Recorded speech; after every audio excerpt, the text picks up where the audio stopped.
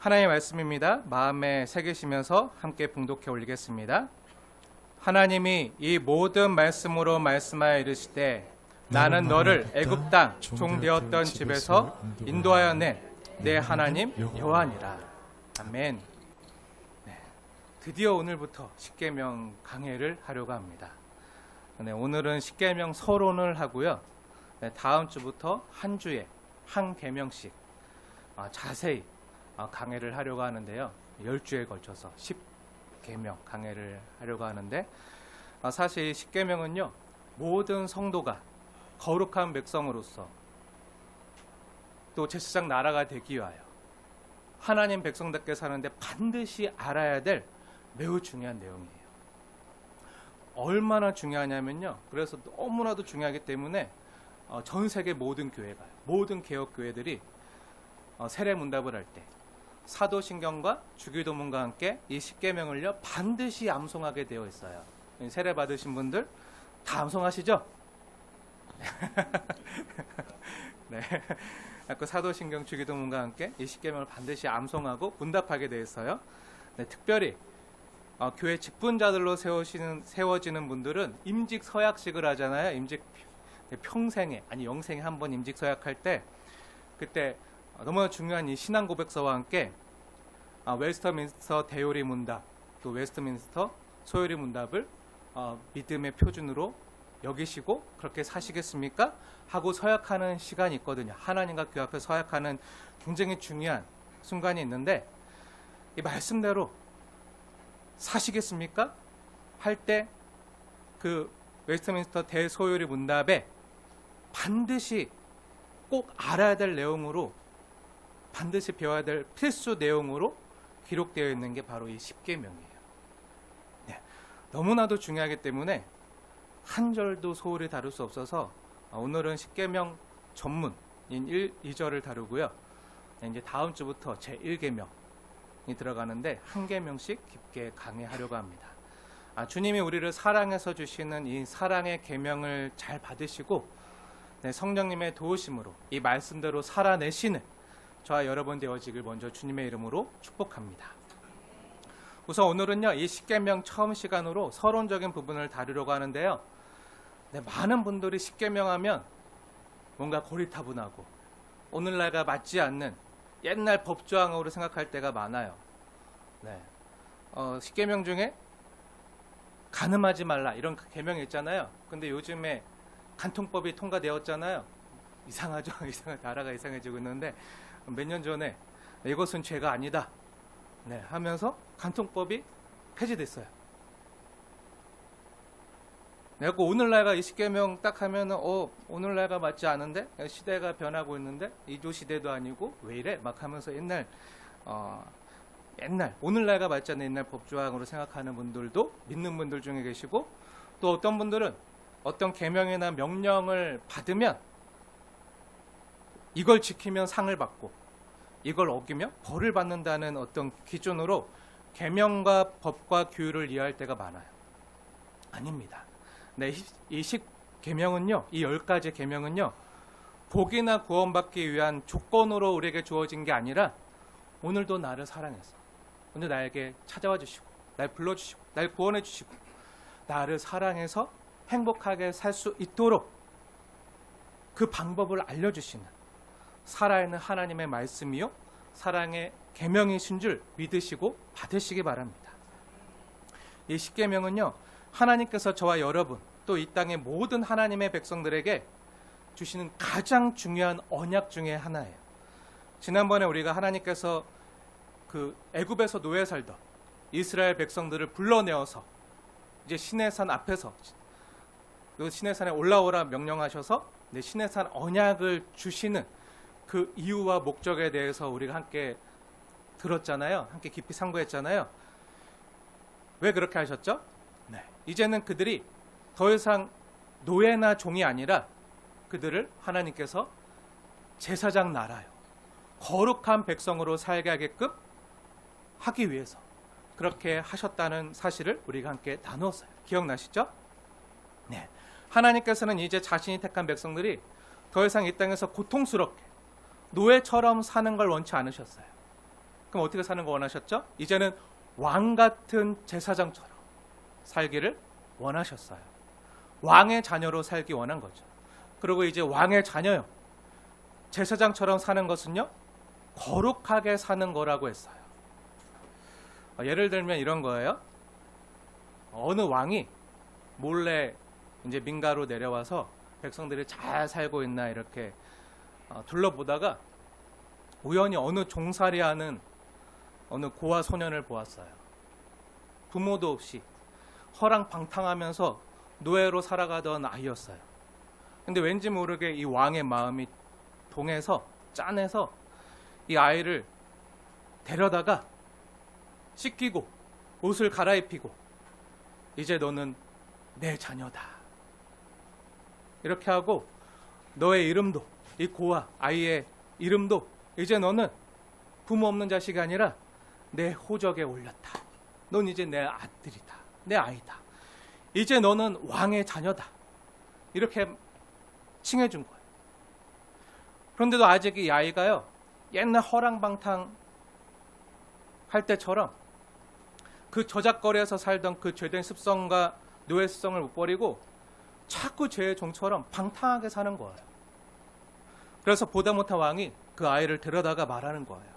너는 내 자녀다. 봐라, 내가 너를 저기 저작거리에서 인도해 내었다. 그리고 너를 내 자녀로 내 호적에 올렸다.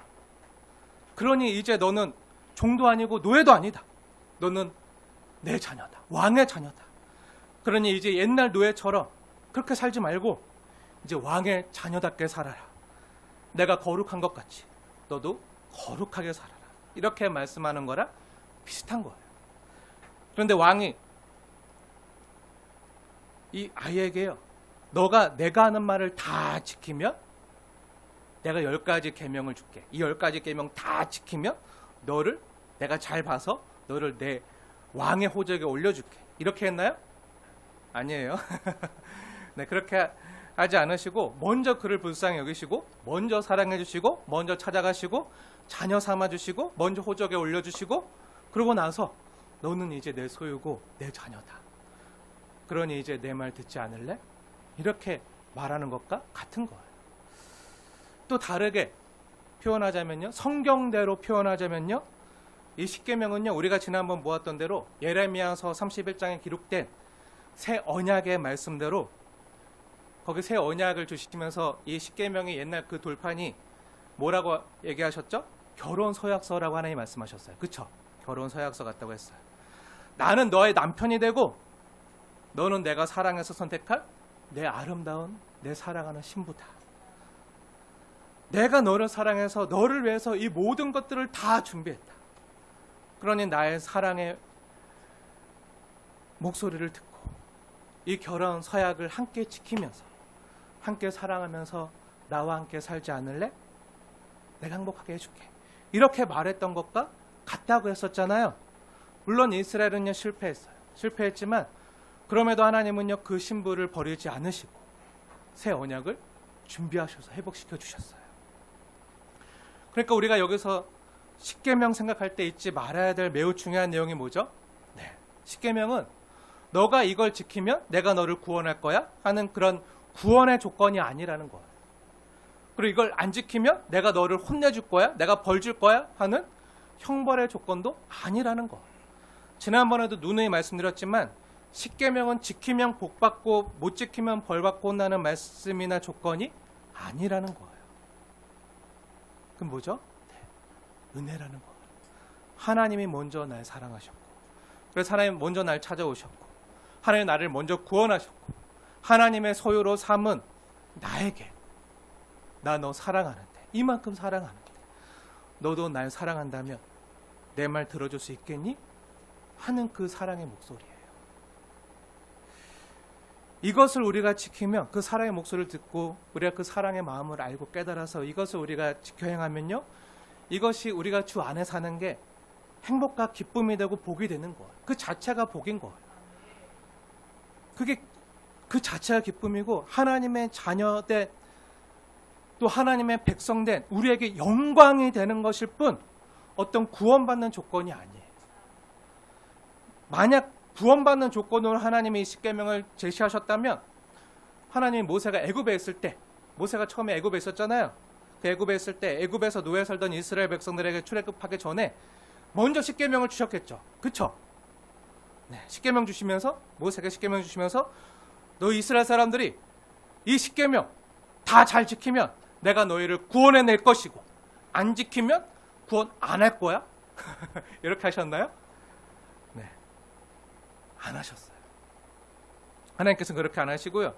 먼저 자신의 백성들을 출애굽시키시고 구원하시고 나서 이제 내가 너희를 통해서 이 땅에 하나님의 나라, 곧 제사장 나라를 세울 텐데 내가 거룩하니 내게 속한 너희도 거룩한 백성이 되어줄 수 있겠니?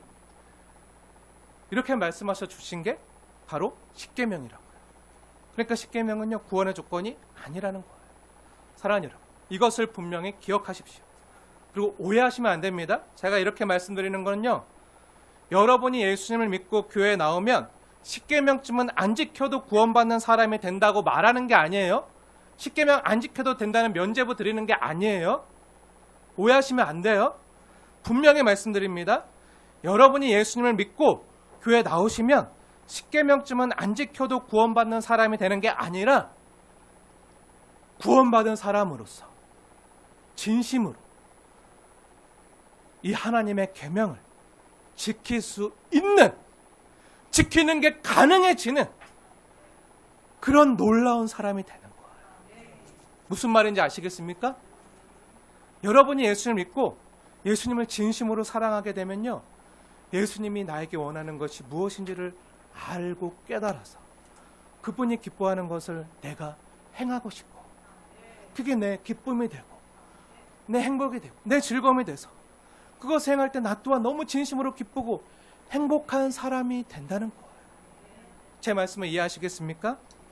여러분이 예수를 믿으면 십계명쯤은 안 지켜도 괜찮겠지, 이렇게 이해하시면 안 된다는 거예요. 구원의 조건으로는 주시지 않으셨지만 우리가 예수님의 사람으로 그때 장성한 분량으로 자라가는데 필요한 그러한 성화의 말씀으로 우리에게 주신 거예요. 여러분이 진짜 예수를 믿고 그래서 나를 구원해 주시고 사랑해 주신 예수님을요, 여러분도 진심으로 사랑이 되면 예수님을 사랑하는 게 마음의 동기가 되어서, 그게 동인이 되어서 내가 자원해서 예수님의 말씀을, 그 계명을 지키는 사람이 될 수 있다는 거예요. 그래서 예수님께서도 요한복음 14장 21절에서 이렇게 말씀하셨어요. 예수님 말씀입니다. 들으십시오. 요한복음 14장 21절, 나의 계명을 지키는 자라야 나를 사랑하는 자니. 이렇게 말씀하셨잖아요. 누가 말씀하셨다고요? 네, 하나님이신 예수님이 이렇게 말씀하셨어요. 여기서도 예수님 강조한 게 뭐죠? 구원의 조건으로 얘기하셨나요? 아니에요. 하나님을 사랑해서 계명을 지키는 거다.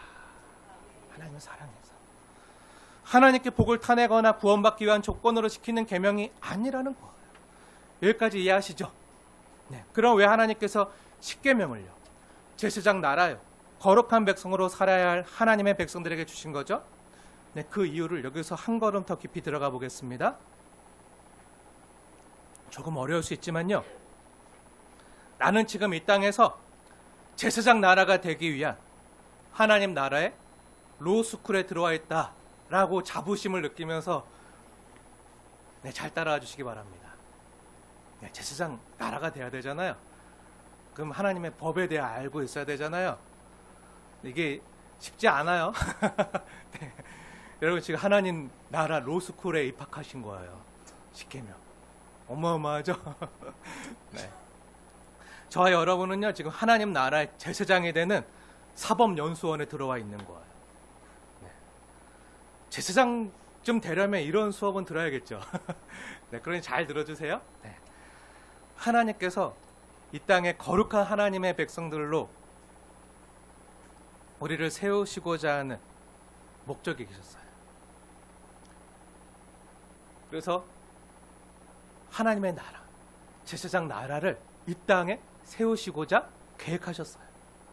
이 제사장 나라는요, 방금 전에 얘기했지만 하나님 나라예요. 하나님 나라. 시작 나라는 뭐라고요? 하나님 나라예요. 근데 그 나라에는 뭐가 있죠? 나라의 구성 요소가 뭐가 있죠? 우리가 흔히 말하는, 우리가 흔히 아는, 우리가 중고등학교 때 이미 배운 나라의 3요소가 뭐가 있죠? 국가의 3요소 뭐가 있죠? 국민, 주권, 영토가 있어요. 그쵸? 다시죠. 국민, 주권, 영토. 하나님께서 이스라엘 백성들을 애굽으로 불러내셔서 그곳에서 번성하게 하셨어요. 처음에 애굽으로 내려간 이스라엘 백성들, 이스라엘 자손이 몇 명이었죠? 야곱의 식구는, 이스라엘이라 하는 야곱의 식구는요 75명 정도밖에 없었어요. 근데 하나님께서 허락하신 동안에 그 옛날 아브라함에게 약속하신 대로 애굽에서 그 400년 동안에 수백만 명으로 번성하게 하셨어요. 그쵸? 우리 확인했잖아요. 그리고 때가 참에 하나님께서 아브라함에게 언약하시고 약속하신 대로 이제 애굽에서 그 백성들을 불러내셨어요. 그리고 이제 곧 그 백성들에게 주실 하나님의 약속의 땅이 앞에 주어져 있어요. 하나님이 데려가려고 인도할 곳이 있으니까 애굽에서 불러내신 거잖아요. 이 땅은 약속되어 있어요. 이제 때가 되면 젖과 꿀이 흐르는 약속의 땅이 그들에게 주어질 거예요. 그럼 이제 뭐가 남았죠? 국민, 그리고 영토 해결됐죠? 이제 뭐가 남았죠? 주권이 남았어요. 주권. 그리고 하나님께서 세우시는 하나님 나라의 주권은 누구에게 있죠? 네, 하나님께 있어요. 하나님께만 있어요. 하나님 나라의 주권은요 하나님께만 있어요. 그럼 그 나라의 백성들은 누구의 통치와 다스림을 받아야 되죠? 네, 하나님의 통치와 다스림을 받아야 돼요. 그래서 강해에서 하나님 말씀을 잘 듣나 안 듣나 그렇게 테스트하시고 훈련하신 거잖아요. 그런데 이 주권에 있어서 가장 중요한 게 바로 하나님의 말씀이에요. 여호와의 군대가 되기 위해서 하나님의 명령을 잘 듣나 안 듣나. 하나님의 말씀이요 주권에서 가장 중요한 거예요. 그리고 하나님의 이 주권에 가장 중요한 게 하나님의 말씀과 성막이에요. 성막. 그래서 하나님께서 신의 산 언약인 십계명과 또 율법으로 하나님 나라의 법치를 말씀하시고요. 그 뒤에 이제 성막을 통해서 하나님께서 하나님 백성들과 함께 임재하시며 또 인도하심을, 그들을 돌보심을 나타내 보이신 거잖아요. 이게 앞으로 우리가 함께 보게 될 출애굽기 20장부터 그 십계명, 율법, 성막에 대한 내용들이에요. 근데 이게 너무들 어렵다고, 힘들다고, 모르겠다고, 익숙하지 않다고 여기 이렇게 등반하다가 낙오하는 분들 많아요. 네, 네. 근데 이게 제일 중요한 거예요. 이걸 여러분들이 잘 이해하고 등반하잖아요. 네, 그러면 모세오경, 창세기, 출애굽기, 민수기, 레위기, 신명기 이게 다 이해가 돼요. 네. 여기만 잘 깔딱고개예요. 넘어가면 돼요. 네, 그러면 엄청난 이 전망이 펼쳐져요. 우리 24세기에서 본 거, 그 청옥 보좌에서 하나님이 바라보시면서 보았던 그 하나님 나라 안에서 하나님과 잔치를 하고 피련을 벌면서 행복한 사랑의 나라를 누리는 그 엄청난 환희의 광경이 펼쳐지는데, 근데 여러분 힘들어도 잘 등반하시기 바랍니다. 네. 이 하나님이 함께 하시는 거, 하나님이 현현하시고 하나님의 임재 가운데 하나님 말씀하시고 하나님 임재의 상징으로 보여주는 이 성막, 이걸 아는 게 너무 중요해요. 하나님의 주권과 관련이 있기 때문에 이 놀라운 일이요, 이제 하나님의 소유된 백성들을 하나님이 신의 산으로 불러내시고 내가 너희를 통치하고 다스린다, 내가 너희를 돌보고 먹여 살린다, 그러니까 너는 내 말을 들어라. 그렇게 하나님의 주권을 나타내는 이 십계명과 성막이요 신의 산에서 주어지는 거예요. 이걸 아는 게 너무 중요해요. 그럼 왜 하나님께서 하나님의 주권을 나타내시는 방법으로 십계명과 율법 형태인 그 신의 산 언약이 이렇게 우리에게 하나님이 주신 거죠? 어떻게 해서 그것이 우리가 받은 거죠? 네. 하나님이 앞으로 하나님께서 이 땅에 세우시는 그 하나님 나라의 통치 이념이 무엇인지를 나타내 보이기 위해서예요. 우리는 그 하나님 나라의 통치 이념을 아는 게 너무 중요해요. 그게 십계명에 진하게 배어 있어요. 다 나타나 있어요. 그냥 단순히 10가지 계명이 아니에요. 그 안에 엄청나게 깊은 놀라운 이야기들이, 사랑의 이야기들이 다 쓰여져 있고 배워져 있는 거예요.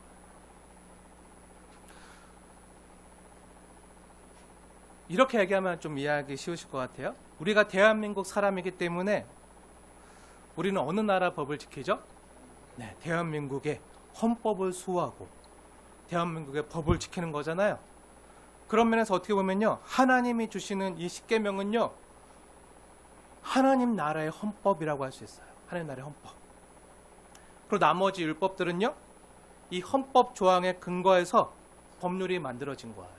이럴 때는 이렇게 해라, 저럴 때는 저렇게 해라, 그리고 이럴 때는 그렇게 하지 말라, 저럴 때는 저렇게 하지 말라, 이렇게 여러 가지 구체적인 사항 가운데 율법들이 많이 주어지잖아요. 이것은 십계명에 기반한 헌법에 근거해서 여러 가지 법률들과 조항들과 판례들이 생겨난 거예요. 그럼 여기서 제일 중요한 게 뭐죠? 제일 중요한 게 뭐죠? 여러 가지 구체적인 판례들과 법률 조항들은요, 바뀌어요. 상황에 따라서 조금씩 변하기도 해요. 여기서 제일 중요한 건 뭐죠? 뭐는 안 바뀌죠? 헌법은 잘 안 바뀌어요. 모든 그 헌법을 만든 모든 국민들이 동의하지 않고는 바뀌지 않아요. 근데 하나님 나라의 헌법은요, 변하지 않아요. 1.1획도 변하지 않아요. 그래서 제일 중요한 게 뭐죠? 뭐니 해도 헌법이 제일 중요하겠죠. 상황에 따른 구체적인 법률이나 판례가 나오게 된 근원, 뿌리, 헌법 조항이요, 제일 중요한 거예요. 그리고 또한 이런 헌법은요, 그냥 우연히 나온 게 아니라 구체적인 특별한 역사적인 사실 위에 만들어졌다는 것을 우리가 알아야 이 헌법의 정신을 이해할 수 있어요. 그냥 아무것도 없는 그 인큐베이터 안에서 갑자기 진공 상태에서 우연히 뚝 떨어진 게 아니에요. 구체적인 역사 가운데, 이 땅에 있었던 구체적인 사실들 가운데, 사건들 가운데 하나님이 이러한 상황 가운데 우리에게 행복하라고, 내가 너를 사랑한다고, 이렇게 사는 게 진짜 사는 거야 하면서 주신 그 말씀이요, 바로 십계명이에요. 우리가 이것을 알아야 헌법의 정신을 이해할 수가 있어요. 그럼 우리 하나씩 살펴볼게요. 십계명을 여러분 대한민국 헌법과 비슷하다고 한번 생각해 보세요. 그럼 우선 대한민국 헌법을 먼저 생각해 볼게요. 대한민국 헌법 제1조 1항이 뭔지 아십니까? 대한민국 헌법 제1조 1항. 네, 뭔지 아십니까? 네. 옛날 어느 드라마에서 영화에서 보셨죠? 네. 대한민국은 민주공화국이다. 대한민국의 주권은 국민에게 있고 모든 권력은 국민으로부터 나온다. 이게 대한민국 헌법 1조 1항이에요. 그리고 그 1조 1항, 헌법 1조 1항 앞에 뭐가 있죠? 대한민국 헌법 전문이라는 게 있어요. 헌법 전문이 있어요. 여러분, 우리나라 헌법 전문이 어떻게 되는지 아시나요? 아마 다 알 텐데? 네, 다 알 텐데? 제가 얘기해 보라고 아마 얘기 안 하시는 것 같은데 아마 길어서 다 기억하지 못해도 어떤 내용들이 있는지는 아마 아실 거예요. 우리나라 대한민국의 헌법 전문이 이렇게 돼요. 네, 대한민국 헌법 전문입니다.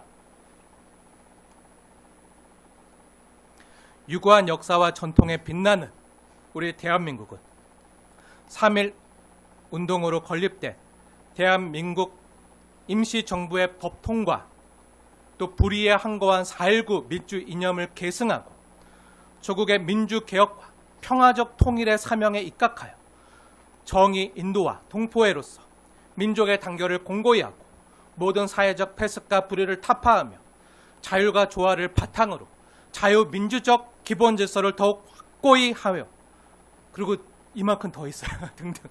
꽤 길어요. 헌법 전문이요, 꽤 길어요. 근데 이 헌법 전문이 그냥 진공 상태에서 뚝 나온 건가요? 아니죠. 우리나라의 구체적인 역사적인 사실 가운데서 나온 거예요. 그리고 이 구체적인 역사적 사실 가운데서 대한민국 헌법 1조 1항이 나온 거예요. 그리고 밑에 헌법의 중요한 내용들이 쭉 나와 있는 거예요. 그런데 잘 보세요. 하나님께서 이 땅에 세우시는 제사장 나라의 헌법이요, 바로 이 십계명이라고 할 수 있어요. 십계명 중에 제1계명이 뭐죠? 제1계명? 네, 그렇습니다. 네, 우리 십계명 중에 가장 중요한 제1계명, 우리 함께 이 시간 받고 또 봉독해 읽도록 하겠습니다. 출애굽기 20장 3절 말씀입니다. 시작. 너는 나 외에는 다른 신들을 내게 두지 말라. 아멘. 아멘. 네, 이 말은 뭐죠? 네, 쉽게 말하면 하나님 나라의 모든 주권은 오직 하나님께로부터만 나온다는 거야. 너는 나 외에 다른 신들을 내게 두지 말라. 가장 중요한 최우선시대 대한민국 헌법 1조 1항과 같은 하나님 나라의 모든 주권은 하나님으로부터만 나온다. 그리고 이 1계명 앞에 하나님 나라의 헌법 전문이 나오는데요. 하나님 나라의 헌법 전문이 어떻게 되는지 우리 1절과 2절 말씀 함께 읽겠습니다. 시작. 하나님이 이 모든 말씀으로 말씀하여 이르시되 나는 너를 애굽 땅 종되었던 집에서 인도하여 낸 내 하나님 여호와니라. 아멘. 네, 이게 하나님 나라의 헌법 전문이에요. 제사장 나라의 헌법 전문. 그럼 조금 전 이야기했던 대한민국 헌법 전문과 하나님 나라의 헌법 전문인 십계명의 그 전문을 한번 비교해 보세요. 우리나라 대한민국의 헌법 전문, 아까 어떻게 시작된다 그랬죠? 네, 유구한 역사와 전통에 빛나는 우리 대한민국, 3.1운동으로 건립된 대한민국 임시정부의 법 통과, 또 불의에 항거한 4.19 민주 이념을 계승하고 조국의 민주개혁과 평화적 통일의 사명에 입각하여 그러면서 쭉 이어진다고 했잖아요. 여기 보면 뭐가 있죠? 이 내용 가운데 뭐가 있죠? 우리나라 대한민국의 특수한 역사적 사실이 있는 거예요. 대한민국의 건립 이념과 역사가 진하게 배어져 있잖아요.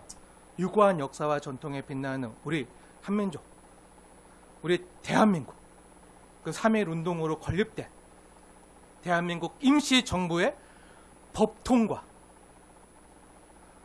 또 불의에 항거한 4.19 민주 이념을 계승하고 조국의 민주개혁과 평화적 통일의 사명에 입각하여 이와 같은 이야기 배경에는 뭐가 있죠? 네, 우리나라 한민족의 지금까지 역사가 그 5천년 역사가 진하게 배어져 있는 것.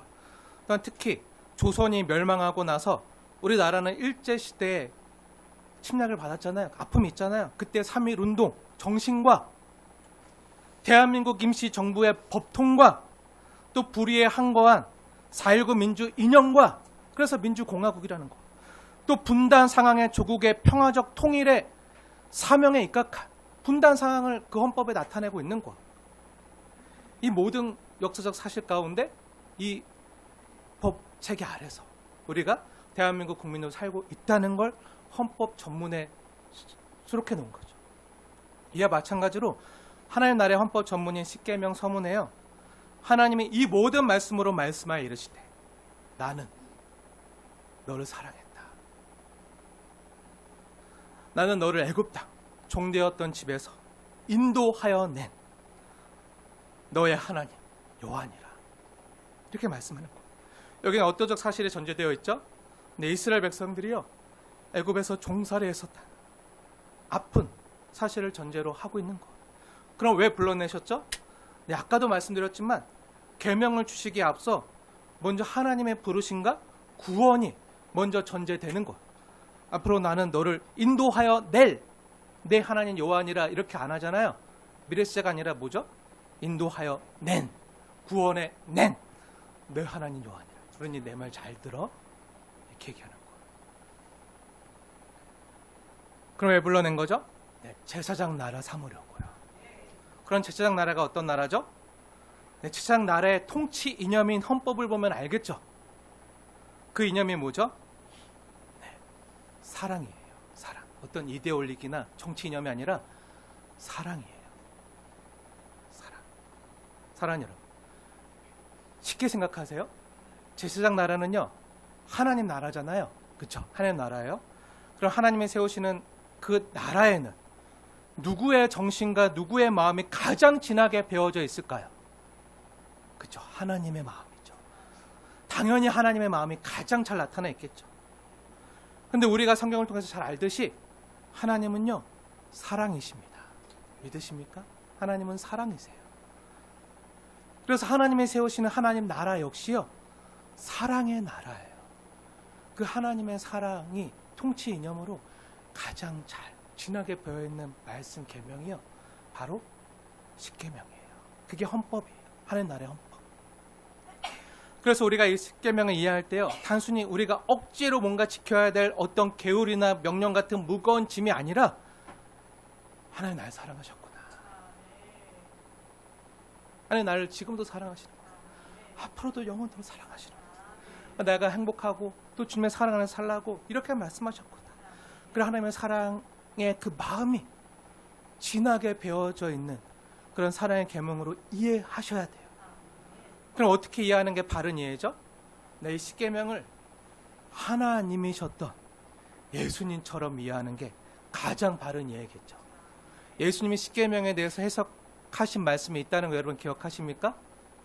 예수님이 진짜 이 십계명을 해석해 주셨어요. 예수님 오시기 전에 1500년 전에 주어졌던, 지금부터 3500년 전에 주어졌던 그 십계명을요, 예수님께서 그 1500년 뒤에 이 땅에 오셔서 예수님 말씀이시거든요. 이 말씀을 예수님이 직접 주신 것이거든요. 근데 그 말씀을 예수님이 이 땅에 오셔서 이 말씀 진리를요, 예수님이 직접 해석해 주셨어요. 이 십계명이 어떤 건지. 그럼 이 십계명을 바르게 이해하려면 예수님처럼 이해하는 게 가장 좋겠죠. 우리가 지난번에도 봤지만요, 여러분들 한번 찾아서 보세요. 예수님께서 십계명 어떻게 해석하고 이해하시는지. 먼저 두 군데를 볼 텐데요. 먼저 복음서 마가복음을 한번 보세요. 마가복음 10장. 마가복음 10장에 보면요, 어느 부자가 와서, 돈 많은 부자가 와서 예수님께 이렇게 물어봐요. 마가복음 10장에 돈 많은 부자가 예수님께 이렇게 물어봅니다. 선한 선생님이여, 어떻게 하여야 영생을 얻을 수 있겠습니까? 이렇게 마가복음 10장 17절에 물어봐요. 그러자 예수님께서 뭐라고 말씀하시죠? 네, 궁금하신 분들 한번 보세요. 마가복음 10장 말씀입니다. 18절에 보면 예수님께서 이렇게 말씀하세요. 아니, 왜 나를 선하다고 하느냐? 하나님 한 분 외에는 선한 이가 없다. 이렇게 말씀하시면서 무엇을 말씀하시죠? 네, 우리 마가복음 10장 19절 말씀 함께 읽겠습니다. 시작. 내가 계명을 안 하니 살인하지 말라, 가늠하지 말라, 도둑질하지 말라, 거짓 증언하지 말라, 속여 빼앗지 말라, 내 부모를 공경하라 하였느니라. 아멘. 아멘. 네, 이렇게 예수님 뭐라고 얘기하시죠? 십계명을 말씀해 주잖아요. 너 계명 알지? 십계명 알지? 그 십계명에 대한 말씀을 쭉 해주세요. 그러니까 이 돈 많은 부자가 뭐라고 하죠? 네, 20절에 선생님이요, 이건 제가 어려서부터 다 지켰는데요? 이렇게 말하잖아요. 이 부자가요, 예수님께 어떻게 하여야 영생을 얻을 수 있겠습니까? 이렇게 묻자 예수님이 뭐라고 말씀하시죠? 그래? 그럼 너 십계명 알아? 십계명 잘 지켰어? 십계명 지켜. 이렇게 말씀하잖아요. 그러자 이 부자가 그건요, 제가 어려서부터 다 지켰는데요? 이렇게 자기 잘난 척하면서 자기 의를 드러내면서 자기를 뽐내고 있잖아요. 그럼 이 부자가 예수님께 찾아와서 질문한 의도가 뭐죠? 영생을 얻기 위해서 질문했나요? 아니죠. 그럼 왜 질문했죠? 나는 이미 영생을 얻었어. 영생을 얻을 만큼 의로와. 영생을 얻을 만큼 이 십계명 다 잘 지켰어. 어려서부터 다 했어. 그러니까 예수님, 선생님, 당신이 많은 사람들에게 인정받고 있는데 당신이 내가 어려서부터 이거 잘 지켰으니까 제가 의롭다고, 구원 얻었다고, 영생 얻었다고 확인해 주세요. 인정해 주세요. 이 말을 듣고 싶었던 거예요. 그렇죠?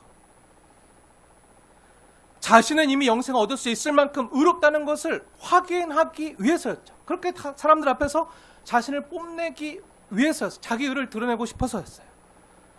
영생에 그만큼 관심이 있어서 정말 영생을 얻기 위한, 구원받기 위한 그런 답을 알고 싶었던 것도 아니고요. 또 예수님 말씀하시면 그 제안을 따를 마음도 없었어요.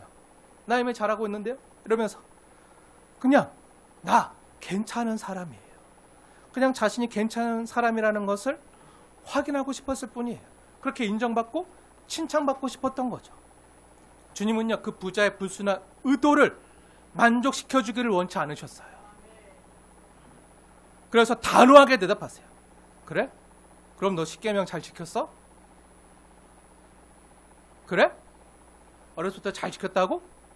그럼 정말 너가 그 하나님 주신 말씀 계명대로, 그 말씀의 정신대로 십계명을 잘 지켰는지 다시 한번 확인해보고 물어볼게. 그러면 너가 가진 것을 다 팔아서 가난한 자에게 나눠주고 나를 따라. 이렇게 말씀하세요. 그러면 하늘에서 보아가 클 것이고 하면서 엄청난 그 약속을, 엄청난 축복을 약속해 주세요. 근데 예수님께서 왜 이렇게 말씀하시는 거죠? 가진 것을 다 팔아서 가난한 자에게 주는 건요, 영생을 얻는 길이 아니죠. 그렇죠? 이렇게 해야 가진 걸 다 팔아서 가난한 사람들 나눠준다고 해서 구원받는다고 말씀하시는 게 아니에요. 하지만 주님은요, 그 부자의 의도를 아셨기 때문에 그렇게 말씀하신 거예요.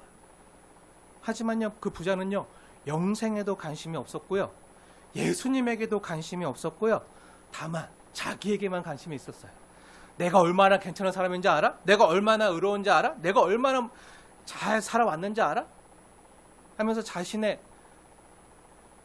그 의를 드러내고 확인하고 또 자신의 소유를 누리는 일에 더 큰 관심이 있었기 때문에 예수님이 이렇게 말씀하시자 어떻게 하죠? 근심하면서 주님을 떠나는 거예요. 그 뒤에 예수님이 말씀하시잖아요. 하늘의 보화를 얻고 예수님의 제자가 될 수 있는 엄청난 기회를 주셨음에도 불구하고 이 부자 청년은요, 그 기회를 놓치는 거예요. 그리고 이 십계명과 관련해서 예수님께서 또 정확하게 이 말씀을 십계명을 해석해 주신 말씀이 있는데요. 마태복음 22장을 한번 보세요. 마태복음 22장. 마태복음 22장. 여기에는 어떤 부자가 나와서 물어보는 게 아니라 율법학자가 나와서 물어봐요. 구약의 율법을 다 잘잘 깨고 있는 어느 율법사가 와서 예수님을 시험하기 위해서 물어요. 그래서 마태복음 22장 36절에 보면 이 율법사가요, 예수님께 이렇게 물어봐요. 36절에 선생님, 율법에서 어느 계명이 크니? 하고 물어요. 그때 예수님께서 뭐라고 말씀하시죠? 네, 우리 중요하기 때문에 함께 찾아서 읽겠습니다. 마태복음 22장 37절에서 40절까지 말씀입니다. 마음에 새기시면서 우리 함께 읽겠습니다. 시작. 예수께서 이르시되 내 마음을 다하고 목숨을 다하고 뜻을 다하여 주 너의 하나님을 사랑하라 하셨으니 이것이 크고 첫째 되는 계명이요 둘째도 그와 같으니 내 이웃을 내 자신같이 사랑하라 하셨으니 이 두 계명이 온 율법과 선지자의 강령이니라. 아멘. 아멘. 네, 예수님 말씀하십니다. 하나님이신 예수님이 말씀하세요. 이게 온 율법과 선지자의 강령이니라. 어떻게 보면요, 예수님께서는 십계명, 아니 구약 전체의 계명을요 정확히 해석해서 알려준 말씀이에요. 아까 구약에 있는 모든 계명들이 이 십계명 헌법 조문으로부터 파생되었다고 했잖아요. 근데 이 모든 구약에 나타난 모든 계명들 중에 가장 중요한 큰 계명이 무엇입니까? 했을 때 예수님이 정확하게 해석해서 알려준 거예요. 사랑하는 여러분, 십계명의 1계명부터 4계명까지는 뭘 얘기하고 있죠? 하나님 사랑에 대해서 얘기하고 있잖아요. 하나님 사랑하는 거. 또 5계명부터 10계명까지는 이웃 사랑, 사람 사랑에 대해서 말씀하고 있잖아요. 이와 같은 사실을 예수님께서 다시 확인해 주시는 거예요. 정확히 해석해서 풀어주시는 거예요. 그리고 40절에 보면요, 예수님께서 하나님 사랑하고 이웃 사랑하는 이 두 계명이 온 율법과 선지자의 강령이니라 이렇게 하셨잖아요. 여러분, 그 강령이 뭐죠? 강령이 뭐죠? 네, 요즘에는 이 강령이란 말 잘 안 쓰죠. 네, 군대 갔다 온 사람들은 아마 많이 썼을 거예요. 네, 강령 뭐죠? 네, 강령 할 때 예수님께서 이 강령 하실 때 이 헬라어 단어의 뜻은요, 모든 것이 여기에 걸려 있다. 강령의 뜻은 걸다, 매달다 라는 어원에서 나온 단어예요. 이게 강령이에요. 다시 말해서 구약의 모든 율법과 선지자의 모든 가르침이 바로 이 사랑에 매달려 있다는 거예요. 사랑의 강령이라는 거예요. 사랑이 없이는 그 모든 걸 다 지킨다 할지라도, 불사르게 내 몸을 내어준다 할지라도 아무것도 아니라는 거예요. 구약 성경에는요, 이 십계명 헌법 헌법으로부터 파생된 많은 율법들이 있어요. 248개 하라는 명령과 또 365개 하지 말라는 명령이 있어요. 합치면 몇 개죠? 더하기 되시죠? 네, 총 613개. 네, 정확히 말씀하셨습니다. 총 613개 명령이 있어요. 하라? 하지 말라. 몇 개 하라는 명령이 있다고요? 네, 248개. 네, 외우기 쉽게 알려드릴게요. 248. 네, 248. 네, 또 하지 말라는 명령 몇 개 있다고요? 365개. 네, 우리가 매일매일 하지 말아야 될 게 있어요.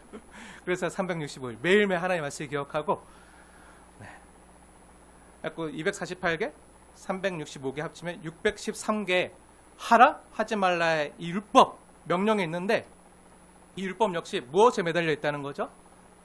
네, 사랑에 매달려 있는 명령이라는 거예요. 사랑에 매달려. 네, 우리가 뭘가 하잖아요. 하나님의 말씀대로 하잖아요. 또 하나님의 말씀에 따라서 안 하잖아요. 죄짓지 않기 위해서 안 하자고 절제하잖아요. 근데 여기에 가장 중요한 게요, 사랑이 빠지면요 아무것도 아니라는 거예요. 아무것도 아니라는 거예요. 십계명에도 하라, 하지 말라라는 명령으로 이루어져 있잖아요. 십계명 보실까요? 십계명 1계명부터 보실까요? 너는 나 외에는 다른 신을 내게 두지 말라. 네. 우상을 만들지 말라. 네. 그리고 내 이름을 망령되에 부르지 말라. 이제 하라는 거예요. 안식일을 거룩히 지켜라. 부모를 공경하라. 그 다음에 또 하지 말라는 거예요. 살인하지 말라. 간음하지 말라. 도둑질하지 말라. 거짓 증거하지 말라. 내 이웃의 소유를 빼앗지 말라. 네, 이런 말씀 하라, 하지 말라잖아요. 근데 이건 역시요, 예수님 말씀에 의하면요, 하나님이 우리를 사랑해서 주신 사랑에 다 매달려 있는 계명이라는 거예요.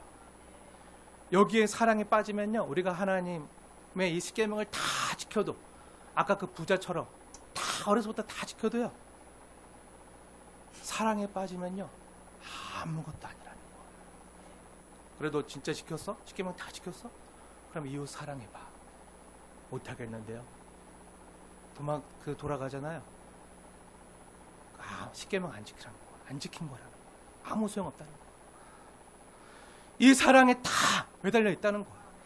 이 사랑에 빠지면 모든 계명들은요 주르르 흘러서 떨어져 못 쓰는 거예요. 구슬도 끼워야 못 배죠. 근데 이 사랑이라는 그 끈에, 이 귀한 계명들이, 이 선한 율법들이 이 사랑의 끈에 연결되지 않으면요, 매달려 있지 않으면요, 아무 쓸모도 아무것도 아니라. 사랑하는 여러분, 축복합니다. 우리가 교회에서나 가정에서 누군가에게 나의 바람을 말할 때, 그 사람을 진정으로 위해서 말할 때 사랑하는 마음을 듬뿍 풍성하게 품고 말하시길 축복합니다. 위하거나 사랑하는 마음 없이 그냥 명령하거나 말하는 일이 없게 되어지길 축복하고 권면합니다. 네, 제가 여러분을 사랑하는 마음 없이 전도하세요. 기도 안 해요? 언급 안 해요? 주일 성수 안 해요? 똑바로 안 해요? 이게 막 맨날 뭘 하면 좋으시겠습니까? 네.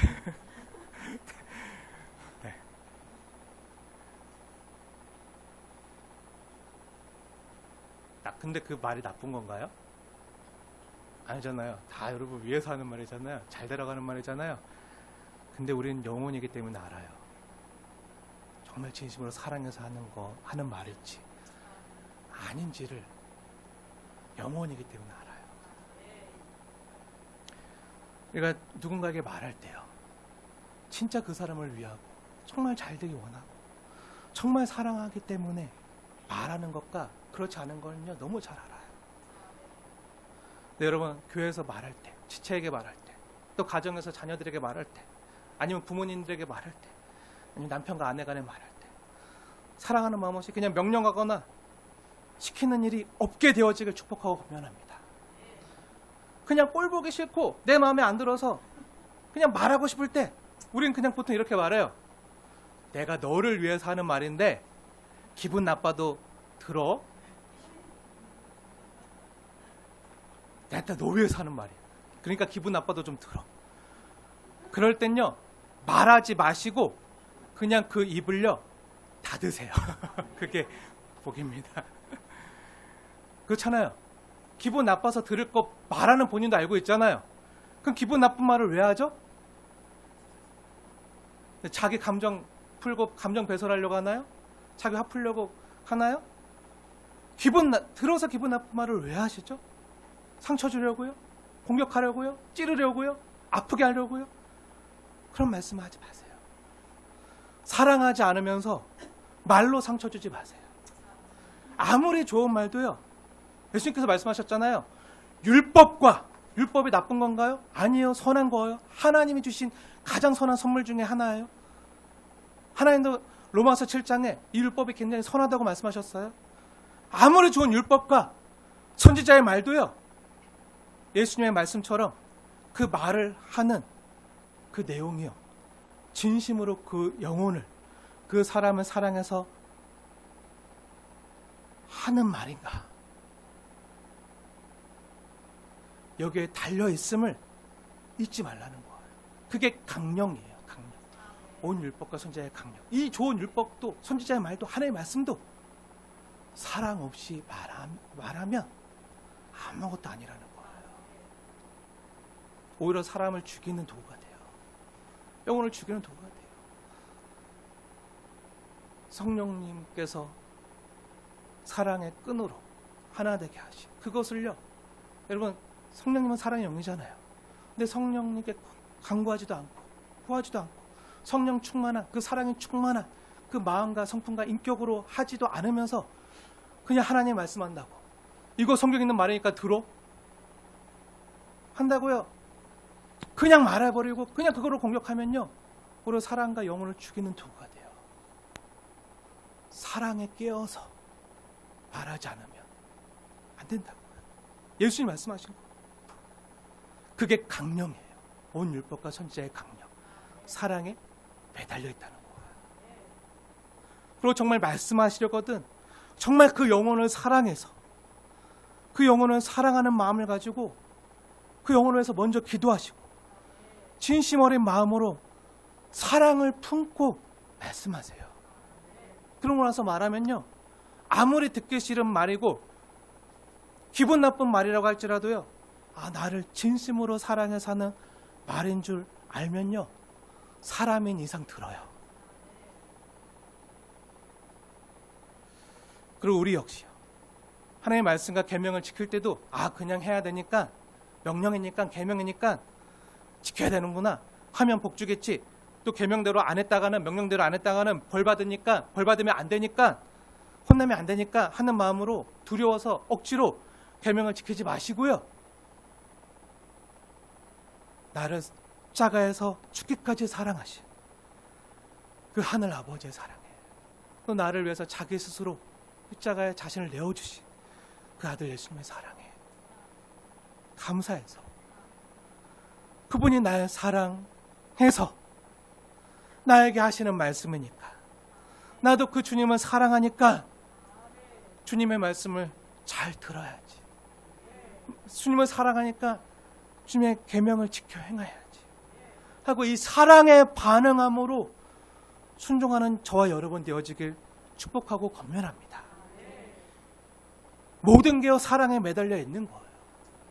이게 온 율법과 선지자의 강령이에요. 강령.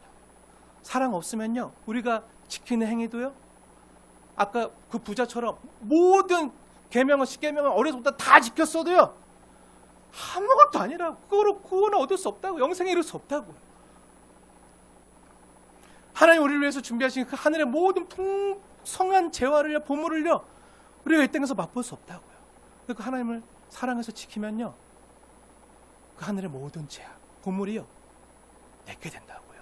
그게 성도의 영광이라고요. 그럼 그걸 받으려고 그걸 타내려고 우리가 지키는 겁니까?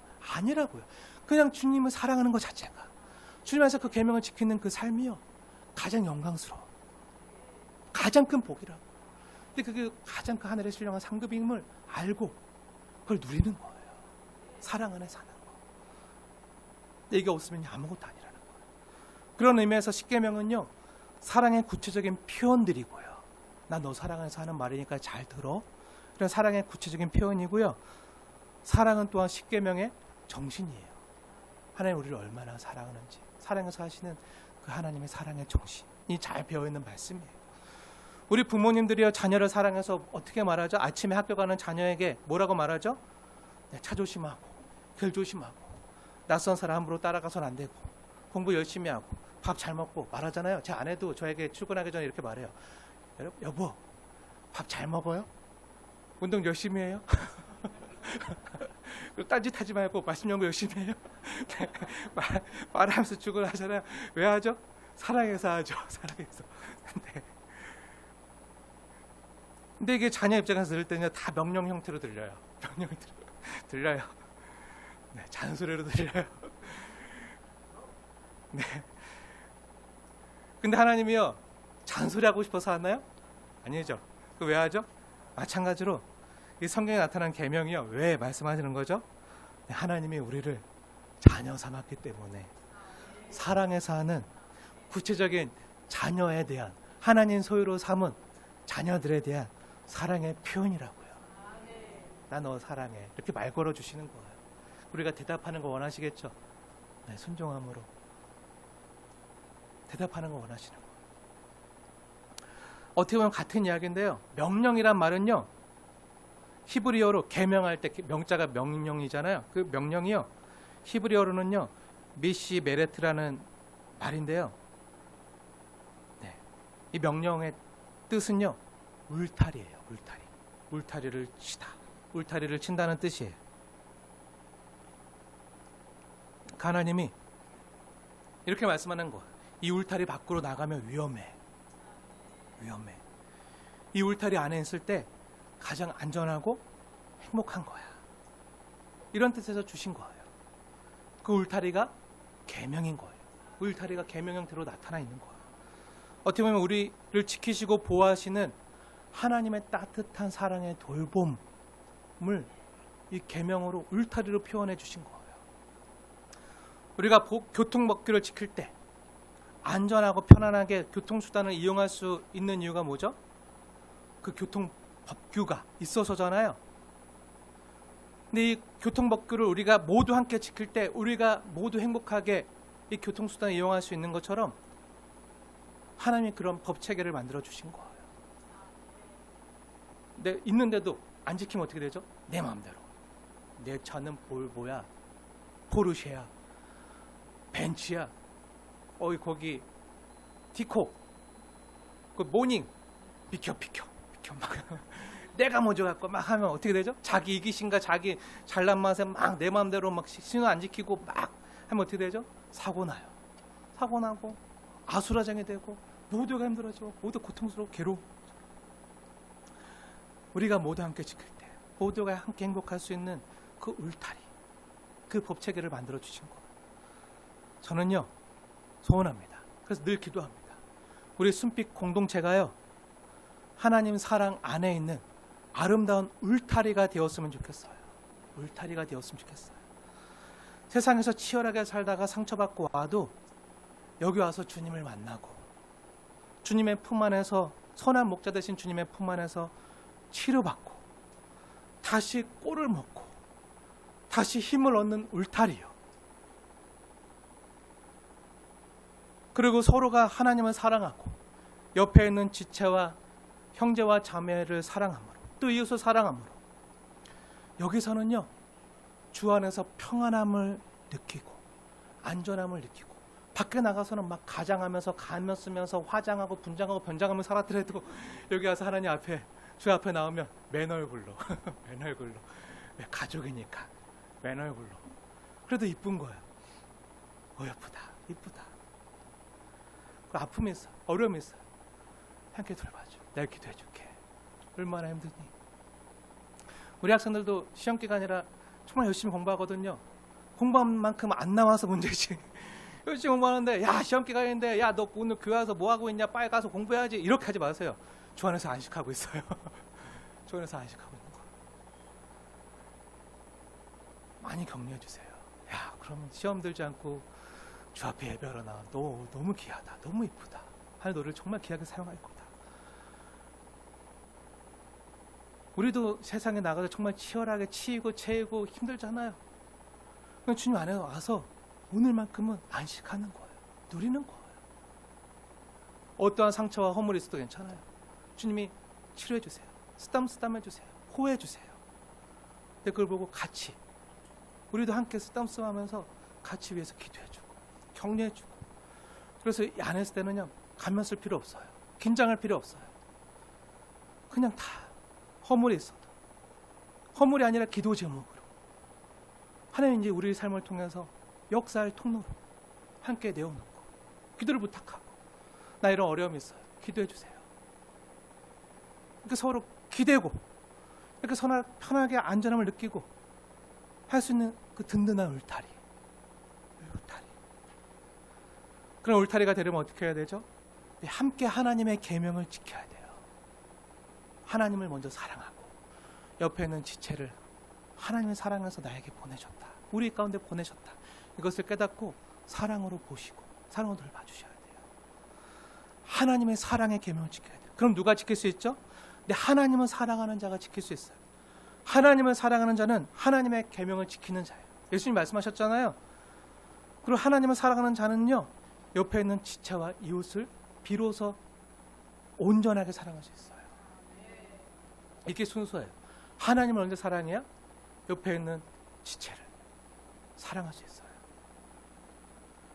제가 너무 좋아하고 사랑하는 말씀이 있어요. 바로 요한일서 3장 말씀인데요. 바로 이 계명에 대한 말씀이에요. 이 울타리에 대한 말씀이에요. 요한일서 3장 23절과 24절 말씀인데요. 중요하기 때문에 다 같이 찾아서 읽겠습니다. 다 함께 요한일서 3장 23절과 24절 두 절 말씀 함께 마음에 새기시면서 함께 말씀을 받도록 하겠습니다. 다 함께 읽겠습니다. 시작. 그의 계명은 이것이니 곧 그 아들 예수 그리스도의 이름을 믿고 그가 우리에게 주신 계명대로 서로 사랑할 것이니라. 그의 계명을 지키는 자는 주 안에 거하고 주는 그의 안에 거하시나니 우리에게 주신 성령으로 말미암아 그가 우리 안에 거하시는 줄을 우리가 아느니라. 아멘. 제가 여러분과 함께 주목하고 싶은 말씀은요, 24절 말씀인데요. 여기 보면요, 그의 계명을 지키는 자는 어떻게 되죠? 주 안에 거하고 주 안에 거하고. 이 말씀이 뭐죠? 다르게 쉽게 표현해서 말하면 주님이 바로 지금 계명에 대한 말씀하고 있잖아요. 예수 그리스도의 이름을 믿고 그가 우리 안에 주신 계명대로 서로 사랑하는 자들은 주 안에 거하고. 이 말씀이 뭐죠? 주님이 바로 우리 든든하고 안전한 울타리가 되어주신다는 거예요. 그리고 이것을 가능하게 하신 분이 그가 우리에게 주신 성령으로 말미암아, 성령 하나님의 도우심으로 말미암아 이게 가능하다는 사실, 이것을 알라는 거예요.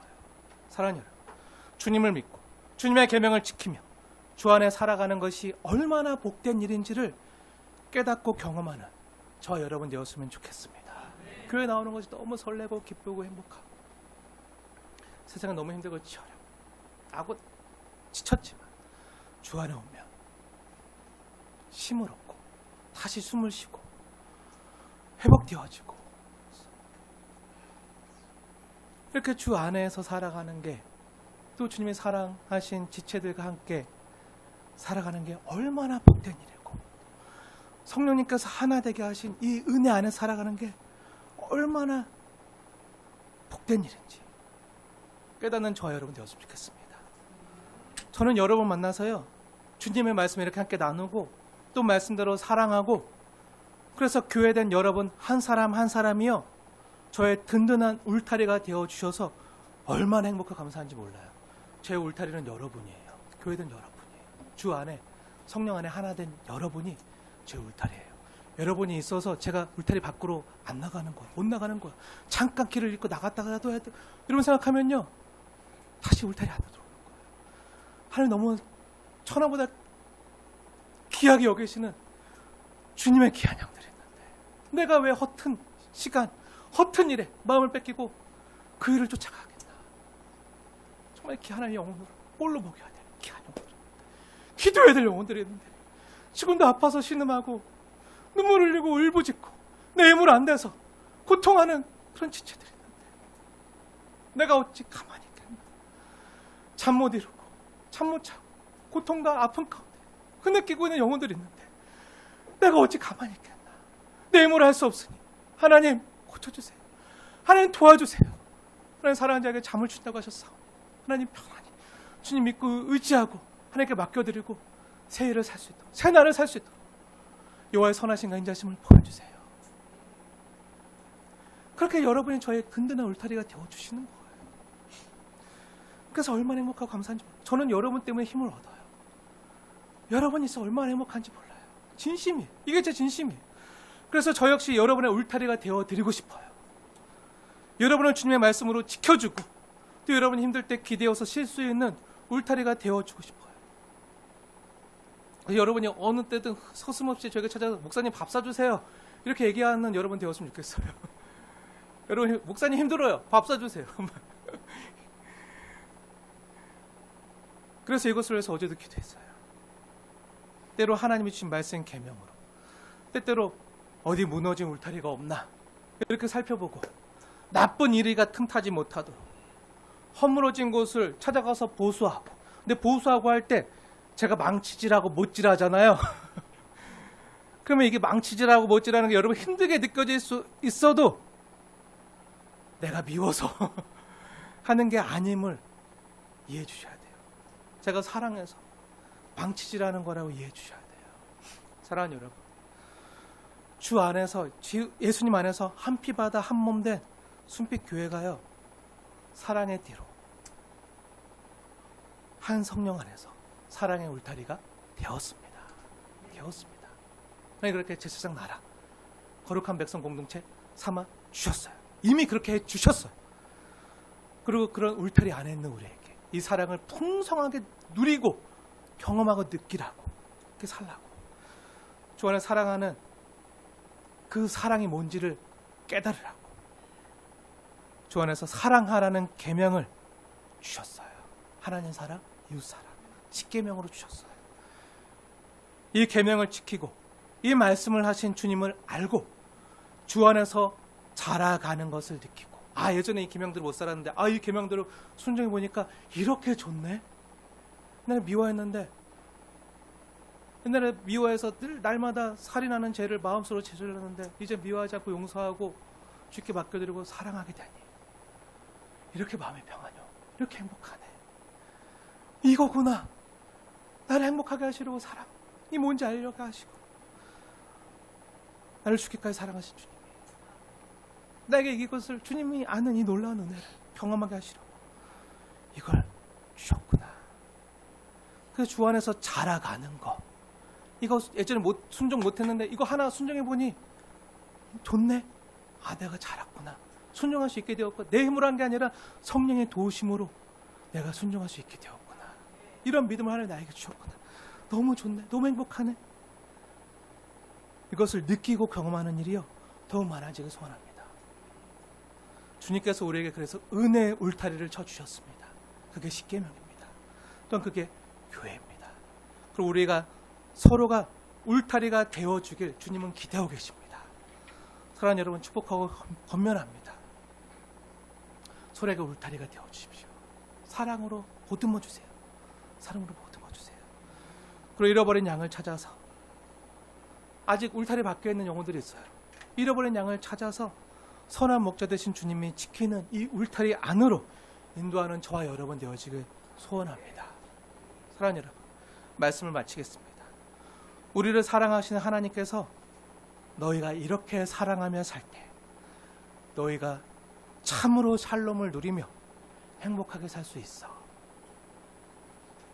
한번 이렇게 해봐 하고 주신 주님이 이 땅에 세우시는 사랑의 나라의 헌법과 울타리가요 바로 십계명입니다.